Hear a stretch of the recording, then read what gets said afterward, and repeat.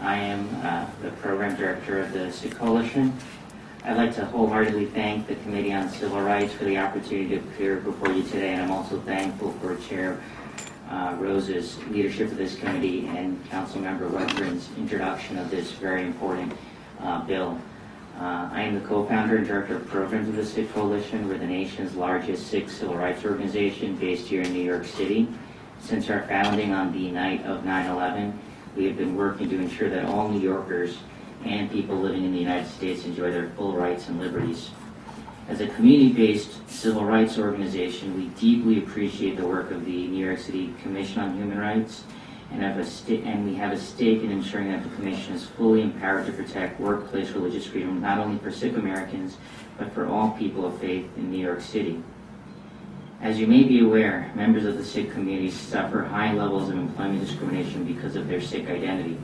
In particular, the Sikh turban and beard have often become objects of societal rejection or derision after 9/11. According to a research report issued by the Sikh Coalition in 2008 called Making Our Voices Heard, a Civil Rights Agenda for New York City Sikhs, 1 in 10 Sikhs in New York City reported suffering discrimination in employment here in the city. Most egregiously, right here in the most diverse city in the world, as a matter of department policy, Sikhs may not serve as police officers in the New York City Police Department unless they remove their religiously mandated turbans. While the NYPD recently has made a single exception for one Sikh to serve as a police officer in the city, its general policy is to force Sikhs to make the false choice between gainful employment for which they are qualified and their faith. In this regard, I would add that as I speak, 2 proud turbaned Sikh army officers are serving with their fellow Sikh soldiers in Afghanistan. Both those Sikh soldiers were honored for their service by City Council Speaker Christine Quinn, Mayor Michael Bloomberg, Councilmember Webburn last year. While we are encouraged by signs that the NYPD is open to changing its policy of telling qualified Sikhs to remove their turbans, it's a travesty that this policy still exists. If Sikhs can serve in the heart of combat operations in Afghanistan as we speak, they can serve right here in the city where many were born and raised as proud members of the NYPD. My name is Rajinder Singh Khalsa. I am a proof of discrimination in New York City. I am an engineer, mechanical engineer, and driving cab in New York City. Like me, so many doctors, so many engineers, they are driving cab and they are working like self-employed because they have turban on their head. Because already this bill is late to pass, to amend, so many members of my community, they remove their turban, their beard, and they are working on the workplace. So I request the chair, so the bill by council member Mr. Webburn should be amended to the local law administrative code of the city of New York in relation to unlawful discriminatory practices. And so we are ready to work here. We came here because we've been discriminated in so many other countries. So what is the difference between world capital and Indian capital? In 1984, they killed us, 42,000 Sikhs, they killed there in 4 days. Because of our turban, they were choosing us and killing us. And now here in New York City, people choosing us, beating us. I was beaten and left unconscious on the sidewalk in Queens. So what's the difference? America and other countries, third world countries. So world should know there is a difference between other world and American law. So American lawmakers and American city, New York City, if cannot stop discrimination, this is world capital. If we cannot stop the discrimination in world capital, we cannot hope anybody in the world going to stop the discrimination. Thank you very much. God bless you all.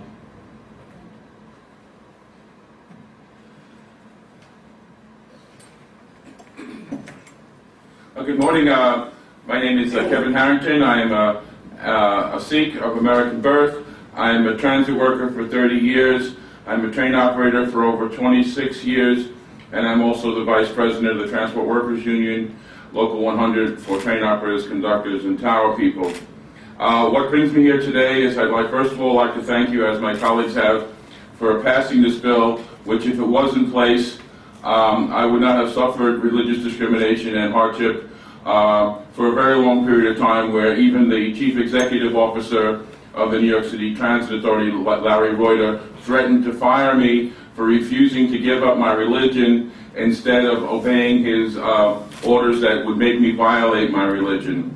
I was a train operator for 23 years when Larry Reuter, the Chief Executive Officer, decided to take exception to my turban. I was hired with a turban, I was promoted with a turban, and the Transit Authority took exception to it and tried to fire me even after I was honored as a hero for 9/11 for evacuating hundreds of people from Brooklyn who had no problem identifying me as a train operator. The Transit Authority on several occasions tried to fire me. I received threats to be discharged if I first wouldn't stop wearing my turban, or second, wouldn't give up my seniority and be sent to work in the yards, which would have been a considerable loss of pay, was the type of work I didn't want, and I felt it was a restatement of the separate but equal policy that I thought America had left behind.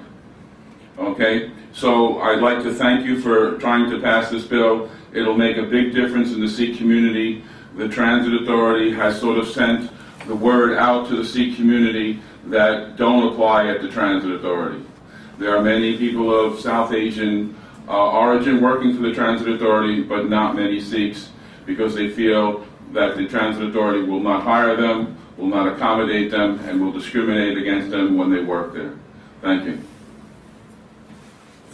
I thank you all for your testimony, and as a person who, a person of color who has experienced discrimination, I truly understand what you're going through, and this committee is working really hard to make sure that no one experiences discrimination, segregation based on religion, color, ethnicity, nationality.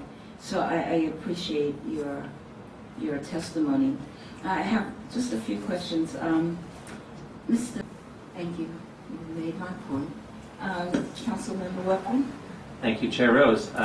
Gentlemen, thank you for being here. Really do appreciate it, and you really are heroes in your own right for standing up. Mr. Harrington, I know, I just want to be clear for people who are listening, you do wear a uniform when you work, correct? Yes. And you don't have a problem having a logo like the one was just handing to me, like on your uniform. It's all over my uniform.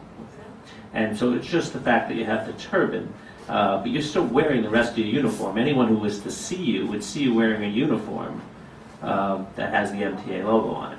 That's correct. Okay. We had this problem, I know, was discussed about the military.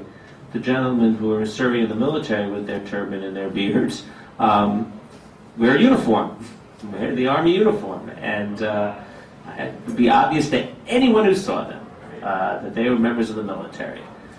Who happened to be Sikh. I mean, that's an important point to make. I also wanted to just mention a couple of things. Amardip, again, I want to thank you for all the work you did and work with me on this. Also, I think it's important for the public to know just how upsetting it is. And I remember how upsetting it was that so many people after 9/11 were beat up or hurt just because people thought they were, Muslim or Sikh, Sikhs were Muslims, or the mere fact that people were being beat up because they were Muslim. I mean, people out searching for people because of their religion in New York City. This isn't some faraway place. This is in New York City, where, as I mentioned before, people came to this country just for that religious freedom. I know it was a big issue in the Sikh community where it was commonplace. Mr. Singh Khalsa, I know, had an incident It was one of the reasons I'm very proud of the fact that in my old job, I used to be in the state legislature. I was the co-sponsor of the hate crimes law in New York State, which I was shocked how much opposition we had to passing that. But it's precisely for this type of behavior that we have that hate crimes law. And in Queens, our district attorney has been very strong on it. If we catch somebody, we go after them for the full extent of the law on a hate crime, because it is not the same. If I go up and I punch you because because I don't like you, that's it. I'm attacking only you. If I'm attacking you because of your religion or that turban, I'm attacking a whole group of people, and it's a different crime in my mind. And I was felt very strongly about that, and I just want you to know that was sort of a counteract terrible things that were happening in that hate crimes law. This law indeed is counteracting, but I'm looking at it more as a step forward. And working with you, working with the chair and the members of this committee, it is our hope that we can send a message.